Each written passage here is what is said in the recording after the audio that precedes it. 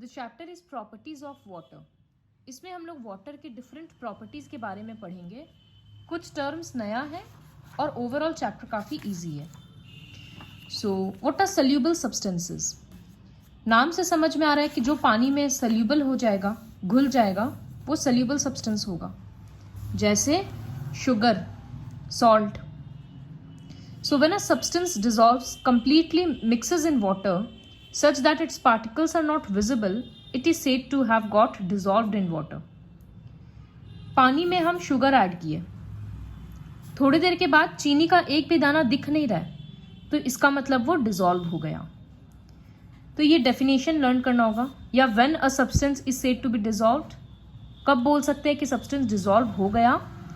जब वो पानी में पूरे तरीका से मिक्स हो जाता है और उसका एक भी पार्टिकल दिखता नहीं है।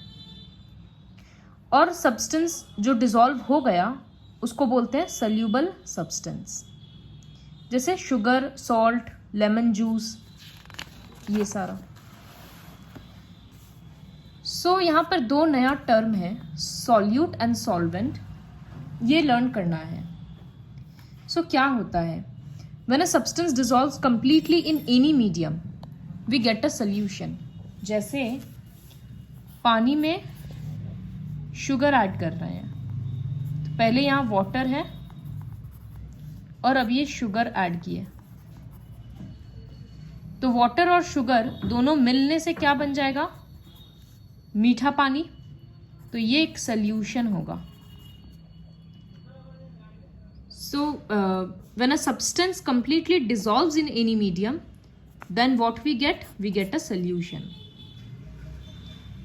The substance that gets dissolved in a medium, जो चीज हम लोग पानी में डाले थे, शुगर, इसको बोला जाता है सॉल्यूट।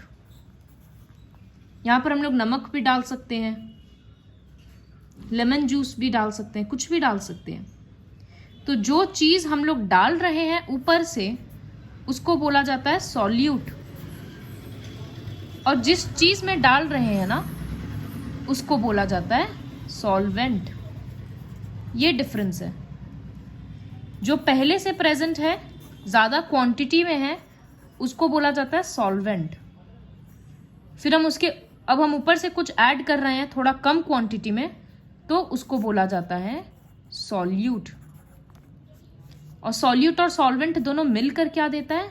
सॉल्यूशन। तो ये तीन चीज ध्यान में रखना है। सॉल्यूट क्या होता है? जो ऊपर से डाल रहे हैं और क्वांटिटी कम रहता है। सॉल्वेंट क्या रहता है? जिस चीज में डाल रहे हैं उसका क्वांटिटी ज्यादा रहता है, और दोनों मिलकर जब डिसॉल्व हो जाता है तब मिल जाता है हम लोगों को सॉल्यूशन। तो ये सारा डेफिनेशंस यहाँ ऑलरेडी लिखा हुआ है। जैसे देखो, the substance that gets dissolved in a medium, जो घुल जा रहा है मीडियम में। यहाँ पर मीडियम मतलब पानी भी हो सकता है, कुछ भी हो सकता है, ताकि एक सॉल्यूशन बन जाए, उसको बोला जाता है सॉल्यूट। सेकंड है the medium in which the substance is dissolved, जिस चीज में घुल रहा है उसको बोला जाता है सॉल्वेंट। तो जैसे एक नींबू पानी का ड्रिंक होगा, तो उसमें सॉल्यूट क्या क्या होगा? क्या क्या हम लोग ऊपर से डालते हैं? सॉल्ट, शुगर और lemon juice.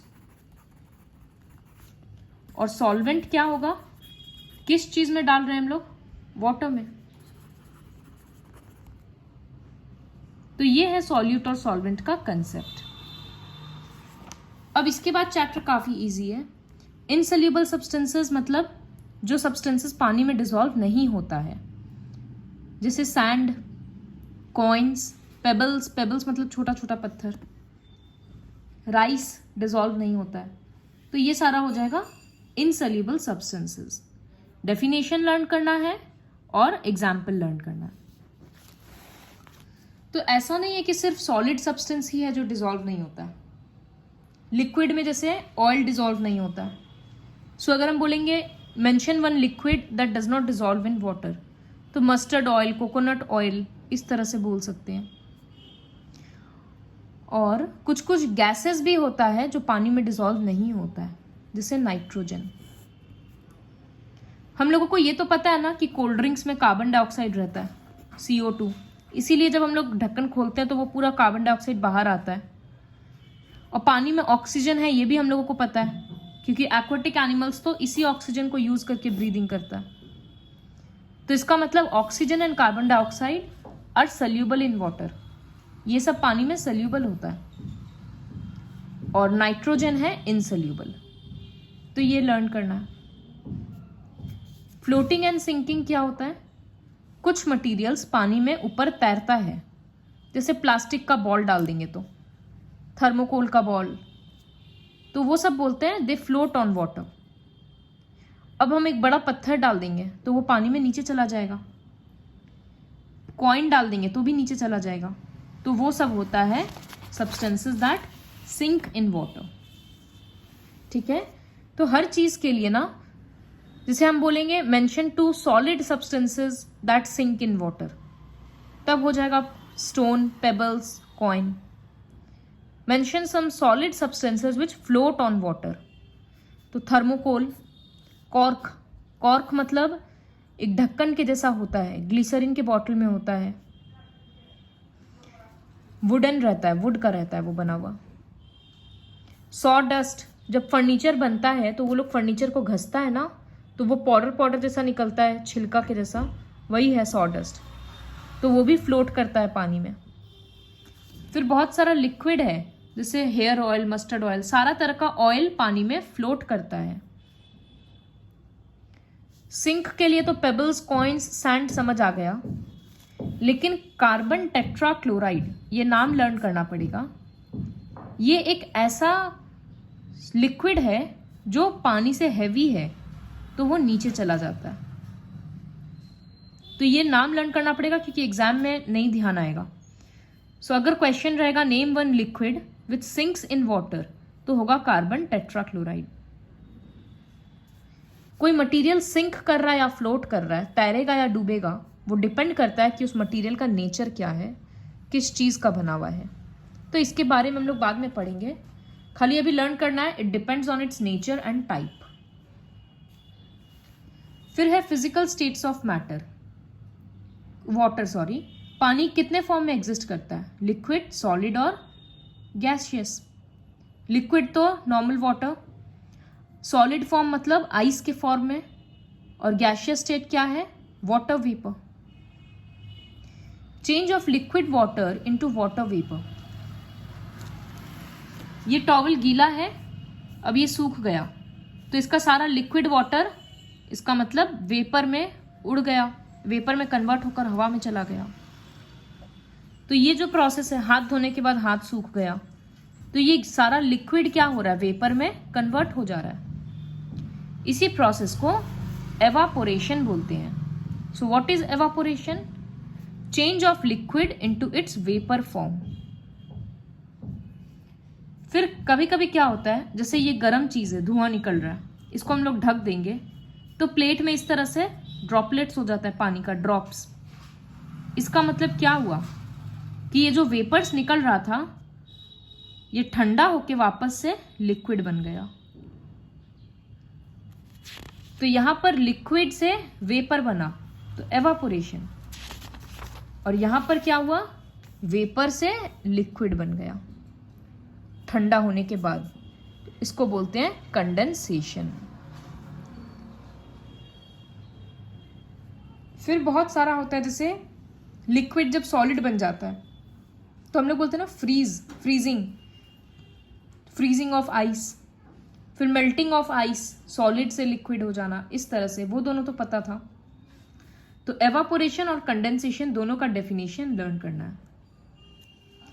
The last topic is water cycle. Water from oceans, seas, rivers and lakes changes into vapour due to the heat of the sun. देखो, वाटर साइकिल मतलब बारिश कैसे होता है उसके बारे में पूरा है। तो यहाँ जो भी पानी है, समुद्र में, नदी में, कहीं पर भी पानी है, वो धूप के कारण गर्म होता है, गर्म होकर वो वेपर बन जाता है, तो ऊपर चला जाता है। ऊपर जाने के बाद वो ठंडा होता है।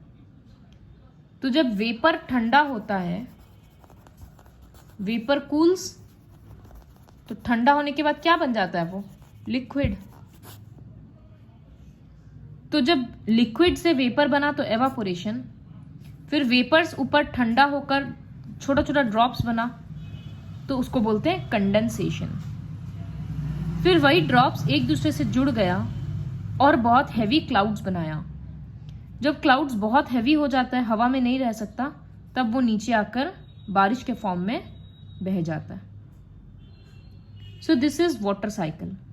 वो पानी नीचे गिर रहा है रेन और स्नो के फॉर्म में, कुछ पेड़ एब्जॉर्ब कर ले रहा है, कुछ पानी नदी में चला जा रहा है, कुछ समुद्र में जा रहा है, कुछ अंडरग्राउंड जा रहा है।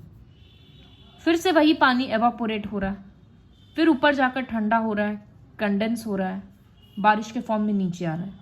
तो ये एक साइकिल है जो चलते जा रहा है, चलते जा रहा है हमेशा। इसी को बोलते हैं वाटर साइकिल।